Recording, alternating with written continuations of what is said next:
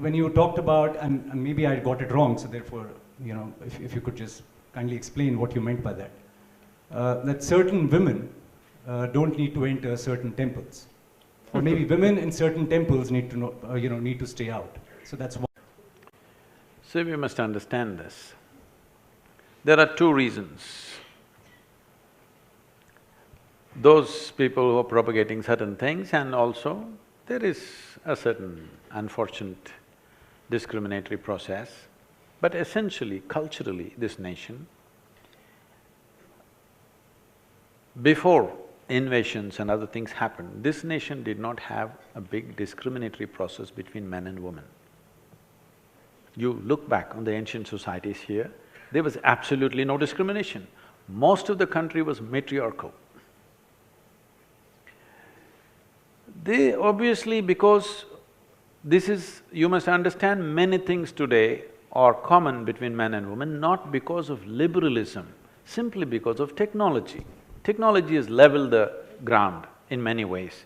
Your muscle doesn't mean as much as it meant 1,000 years ago. When human beings were doing everything with their body, man's muscles were important. So he dominated the world in a certain way.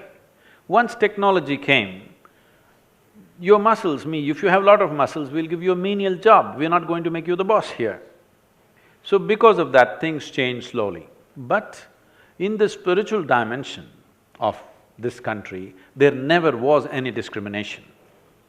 You must understand, if you don't know this, as per the Hindu norms, a Hindu man cannot go to heaven without his wife. How nice is that? There are no other apsaras and other whatever, they're not waiting there. You have to go there with your wife. You decide whether you want to go to heaven or not, that's up to you. But a Hindu man cannot go to heaven without his wife next to him.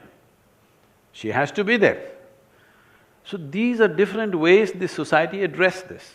But when the invasions happened particularly, first thing that they're going for is your wife and your daughter. That's the first thing that people will take away.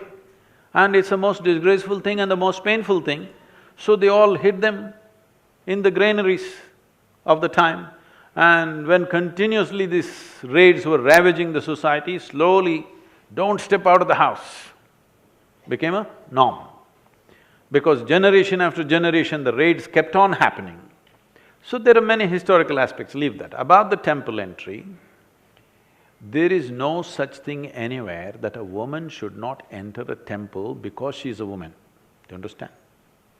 It is just that certain temples, they are doing certain occult work. There are certain forces there. I have to talk about biology.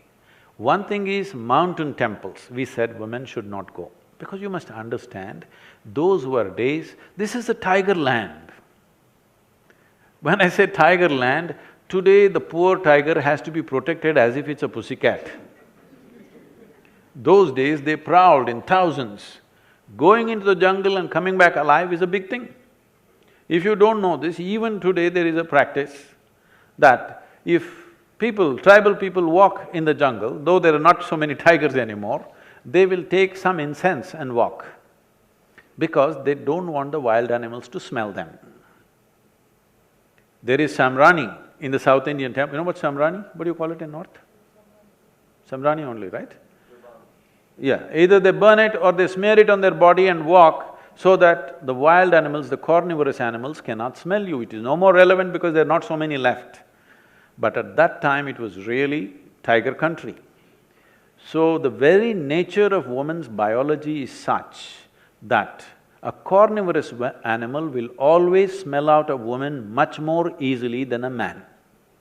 Especially at certain times of the month, it will definitely smell her out. So they said, mountain temples she should not go. All the mountain temples, they're restricted. Now those things are gone, women are equipped in a different way than the way they were at that time, and the wildlife is scant, it is very much possible to go. The other kind of temples where they were asked not to go were where they're doing occult work.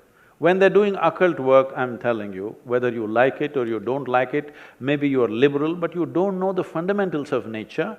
The nature is such that when you do certain occult work, a woman is more susceptible to damage herself in such situation than a man. Even for a man, if there is any injury in the body, they won't let him into that place where they're doing occult, because it will affect him. So, this was done with a certain care and concern, not as a discrimination. Today you're taking it up as a political activism and thinking everybody should go to everywhere, it's fine. Then the thing is, you should not do that kind of work because it'll be harmful. Even today in this country, if a woman is in early stage of pregnancy, we won't allow her to come to the funerals. Do you know this? It is a very sensible thing to do. It is not discrimination, it is protection, not just for the woman, but for the child that she carries. It's very, very important. If you do not look at life the way it is, how the life forces function, how it is best for us to be, and if you just talk about social equality, then you will do silly things which will only, in the end, make the woman suffer. But now it's become political activism, probably those temples are not doing any occult of any great strength, so maybe it doesn't matter, that's a different matter.